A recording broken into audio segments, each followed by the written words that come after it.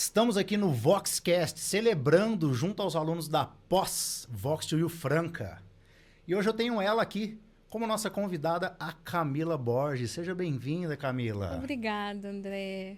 Tudo bem? Tudo bem, e você? Tudo maravilhoso. Camila, por favor, fale um pouquinho sobre quem é você. Meu nome é Camila, tenho 39 anos, sou coordenadora de departamento pessoal, estou na área há mais ou menos uns 15 anos, né? E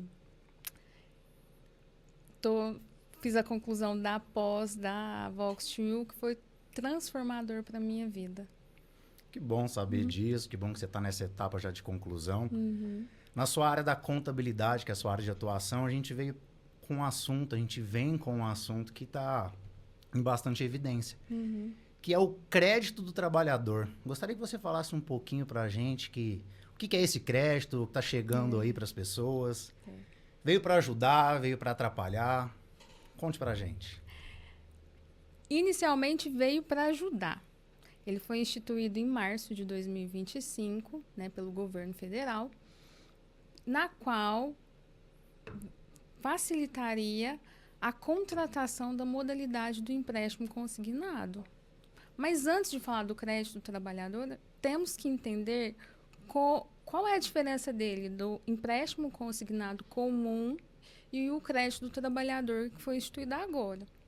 A facilidade que o funcionário não precisa mais solicitar à empresa para fazer a contratação do empréstimo. Então, ele entra no aplicativo da carteira de trabalho digital, seleciona lá a simulação do empréstimo e isso facilita muito a vida do funcionário. Porque antes, no antigo, a empresa tinha que ter convênio com as instituições financeiras. Então, isso não ficava de responsabilidade do funcionário. Então, Até então, o funcionário que queria um crédito consignado, um empréstimo, ele entraria em contato com uma agência bancária e essa agência bancária precisava de ter um vínculo com a empresa. Exatamente. E hoje isso não é mais necessário. Não é mais necessário. Facilitou muito. Outra proposta do governo que são os juros menores. Mas fizemos várias simulações, tivemos vários casos que não é bem isso. Por exemplo, ontem eu fiz uma simulação da minha carteira digital mesmo, de uma parcela de um empréstimo no valor total de R$20 mil, em 20 parcelas. O valor total a pagar de 20 foi para R$43 mil. Então, juros muito alto. E os créditos normais, eles têm um juros menor ou maior, ou mesmo assim ele ainda mantém um juros menor, apesar de alto? Mais ou menos. Vai depender de cada instituição financeira. O empréstimo comum, geralmente, os juros são maiores. Saiu do Banco Central, a Caixa Econômica Federal estava oferecendo 2,22% de juros, enquanto o Santander estava oferecendo 3,43%. Então, vai ter uma variação de cada instituição financeira. E o valor também conta, né? O valor que você vai pegar do empréstimo e também a quantidade de parcelas. Perfeito. E vamos pensar o seguinte. Anteriormente, o trabalhador ele precisava de um empréstimo, ele entrava em contato com essa agência bancária, essa instituição bancária, que já tinha esse vínculo. Isso. Agora, automaticamente, ele pode pegar esse empréstimo sem comunicar à empresa dele. E como que a empresa, então, ela fica sabendo que esse funcionário, que esse trabalhador, ele pegou esse empréstimo, já que agora não tem essa relação empresa e instituição bancária? Como que a empresa fica sabendo, então, disso? Ótima pergunta. A empresa vai receber um e-mail do governo federal avisando que há trabalhadores que contrataram um empréstimo. Acontecendo isso, a empresa tem que acessar o site do portal Emprega Brasil e lá vai ter relacionado todos os funcionários, as instituições financeiras, o valor do empréstimo contratado, o valor final e o valor da parcela. Você falou do valor da parcela. Todo funcionário, bom, eu, enquanto trabalhador também, eu, enquanto funcionário, eu já ouvi dizer o seguinte, que todo desconto que houver na minha folha de salário, ela tem que atingir um teto, tem um percentual, correto? Exatamente. Então, vamos levar em consideração que eu, enquanto funcionário, eu pedi esse empréstimo por alguma instituição financeira. Uhum. Como que é feito esse cálculo? Qual é o limite da minha parcela? Como que essa empresa ela pode descontar, já que isso vai ser descontado na minha folha de pagamento? Uhum. É importante entender que quem faz o cálculo do valor permitido de empréstimo é a Dataprev. Então, você não consegue contratar um valor que excede o seu salário. Então, ele tem essa informação. Quando chega para nós o valor lá, o André pegou 20 mil reais de uma parcela de 300 reais. Eu vou analisar o salário e eu tenho que achar a margem consignável. O que é isso? A margem consignável... O que é isso, Camila? O que é essa margem consignável? É o valor teto que eu posso descontar do seu salário. Então, eu vou pegar o salário bruto, menos o INSS, menos o imposto de renda se tiver, faltas. E caso você pague pensão alimentícia, esse valor também é deduzível. Só posso abater descontos legais. Então, se a pessoa pega farmácia, vale, qualquer outro desconto que não é legal é na lei, que ele é permitido em lei, ele não entra. Então, vamos supor que um salário de 2.000 caia para 1.500.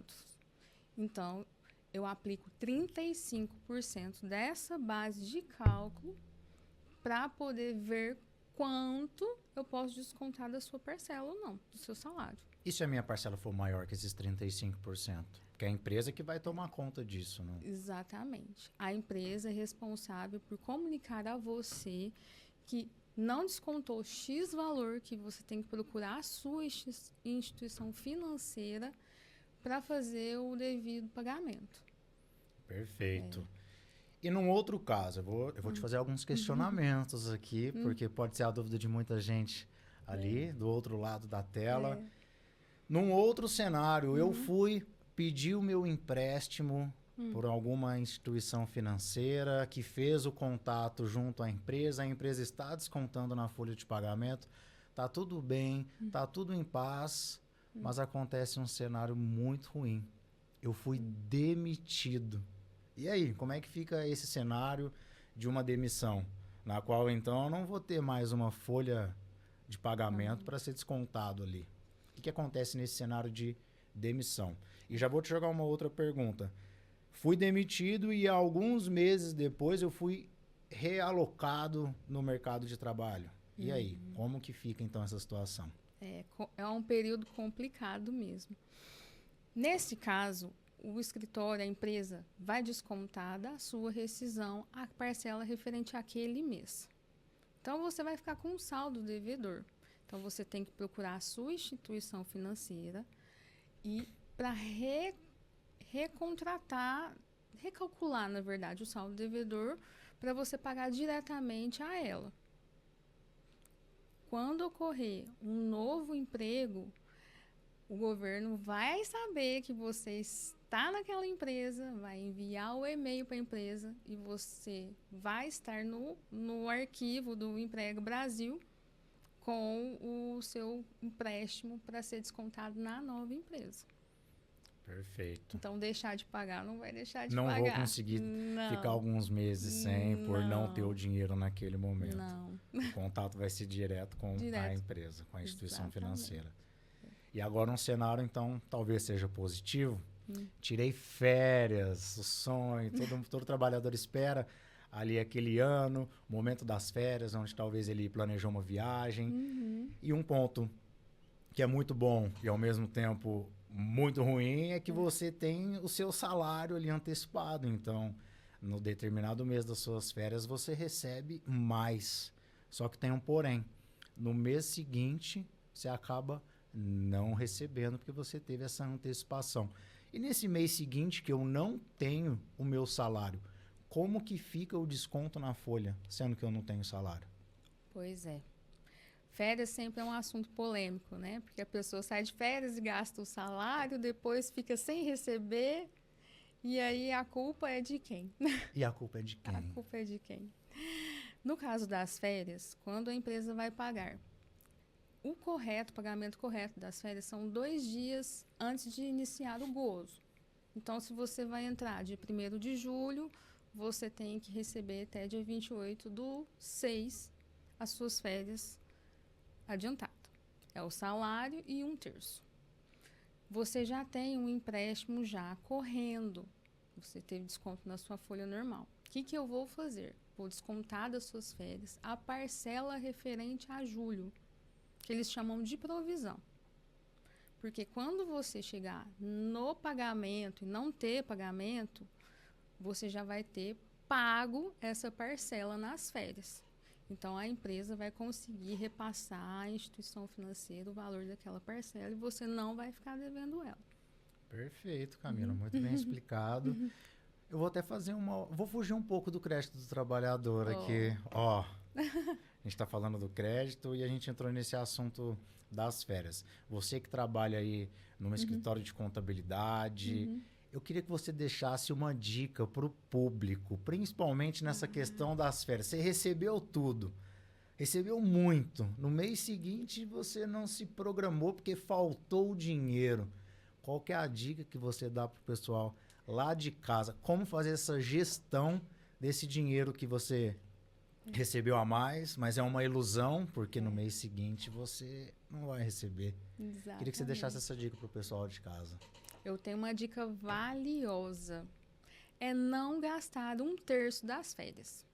As férias é o salário acrescido de 1/3. Então, você vai receber ele, mais 1/3, e vai descontar INSS, o imposto de renda se tiver. Guarda o valor do salário para você pagar as contas que vão vencer ainda e gasta 1/3 assim com muita alegria nas férias. Aí Muita não tem viagem, erro, muita não. coisa boa. Não. Perfeito. É. E Camila, o nosso papo tá vindo aí nessa questão do crédito do trabalhador, vindo em algumas dicas que você também trouxe para o pessoal de casa, você atua no escritório de contabilidade, num cargo de liderança. Então eu quero perguntar para você o quanto o curso da Vox2U te ajudou, contribuiu para você no seu desenvolvimento, tanto profissional e pessoal. Como é que foi para você esse processo?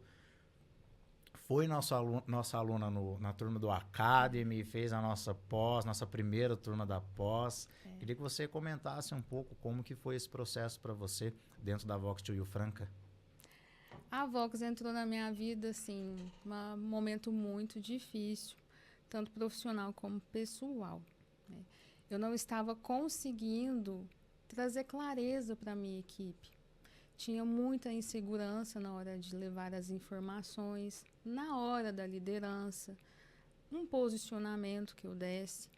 E a Vox, com todas as técnicas, me ajudou bastante. Desenvolveu bastante esse meu lado. Eu consegui ter mais segurança, mais clareza. Consegui me sentir melhor, me posicionar melhor. E, ao mesmo tempo, a gente até brinca, né? Não é terapia, mas é terapêutico, né? Que ela mexe com algumas questões pessoais nossas, né? E a gente entende por que temos, às vezes, uma trava decorrente do que também. E vai passando um filme na sua vida, você vai refletindo para tentar melhorar. Os professores são muito bons, a estrutura da escola é muito boa, o material didático é muito bom, fez muito bem para mim, tanto que eu quis continuar com a pós, né? E eu fico até triste de estar acabando, né? E de romper esse vínculo, mas o legado que a Vox me deixou foi sensacional.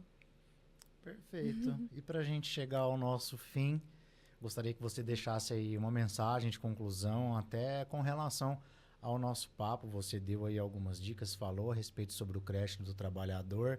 Te fiz essa pergunta sobre a Vox, mas para que agora você possa concluir com chave de ouro. E aí, contratar ou não o crédito do trabalhador, esse empréstimo consignado? Tem que tomar muito cuidado quando for contratar qualquer tipo de empréstimo.